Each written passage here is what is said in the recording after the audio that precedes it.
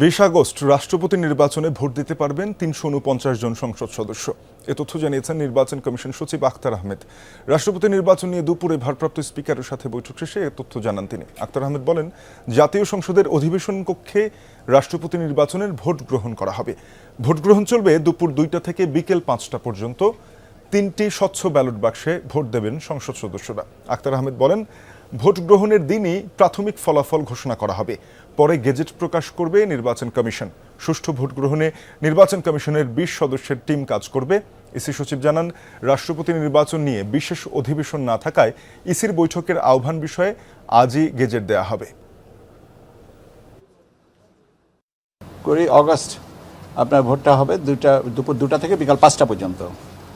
এটা হচ্ছে অধিবেশন কক্ষে ভোটটা গ্রহণ করা হবে। প্রাথমিকভাবে এই ফলাফলটা ওখানে সংসদ আমাদের অধিবেশন নির্বাচন যিনি আহ্বান করবেন নির্বাচনকর্তা যে সিইসি স্যার, ওখানে অ্যানাউন্স করে আমরা সচিবালয়ে এসে বাকি গেজেটটা করব।